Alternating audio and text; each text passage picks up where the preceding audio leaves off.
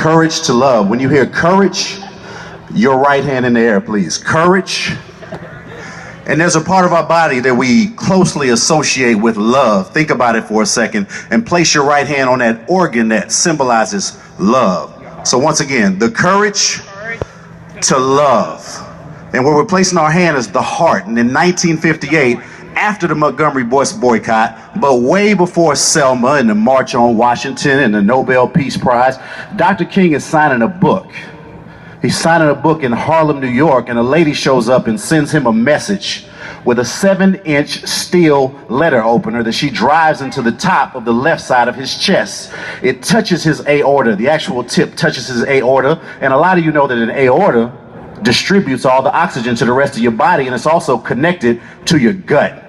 But the courage to love. When Dr. King is in over 2 hours of surgery, the surgeon, Dr. Maynard, who's operating on him, they have to open up and spread his ribs to get inside of his chest, and the doctor actually cuts his surgical glove on the blade to where they had to use a different instrument to actually get it removed from Dr. King's chest. The courage to love reminds me of a similar story where Bob Marley was shot just a couple of days before he planned to participate in a concert where he wanted to unify two warring sides of the government in Jamaica, where over 800 people had been killed. The courage to love told Mr. Marley that he should go to the concert and actually unify the two sides and spread the courage to love, which came through his lifestyle as well as the messages in his music. Do y'all know what I'm talking about?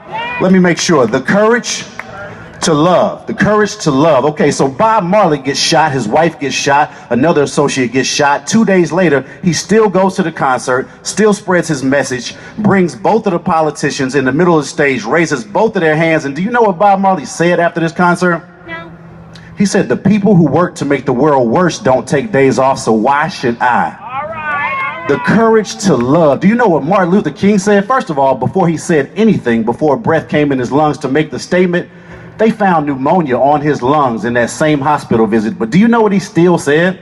He said he had no ill will toward the woman who put that blade in his chest. He said he hoped that there were thoughtful people who would go and find this woman and give her everything she needs to be a productive member of society. And I call that the courage to love. So as we march, let's not reduce Martin Luther King to, say, an icon or an idol or just a statue. We love the statue, right?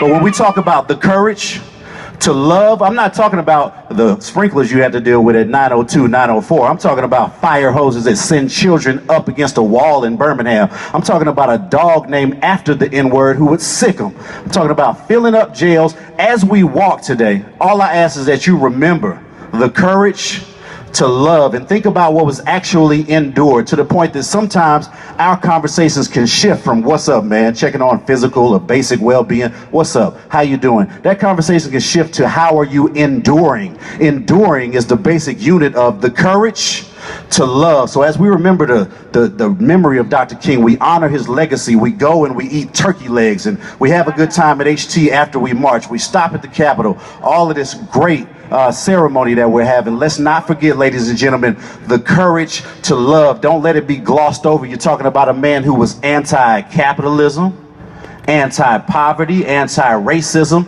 and pro-justice, and that took the courage to love. And after 1958, when they removed the blade out of his chest, when they realized that the pneumonia would be okay, and he healed up, as you know, years later, he died 10 years later, but before that death, the courage to love took him to the March on Washington, to Selma, to the Nobel Peace Prize. Nobody would have been mad. We all would have understood if Dr. King said, "You know what? I got a PhD. I'm going to just run a church. I'm going to just teach college. You know, I'll teach at a university," right? Nobody would have failed to understand that, correct? Yeah, you've been through some things. You took that blade to the chest. Maybe it's time to sit down and just be an academician, or maybe fall back and serve the movement, you know, and take care of your family. But instead, the courage to love took him all the way to the moments that we see in the movies and the things we normally talk about. So I want y'all to remember that Dr. King, according to his surgeon, came within a sneeze of death. If he would have sneezed, the doctor says his aorta would have been ruptured. He would have choked on his own blood and died. Terrence, you know what I'm talking about. The courage to love is what we need to remember about Dr. Martin Luther King. All right? If you're with me, say yeah. Yeah. Thank you.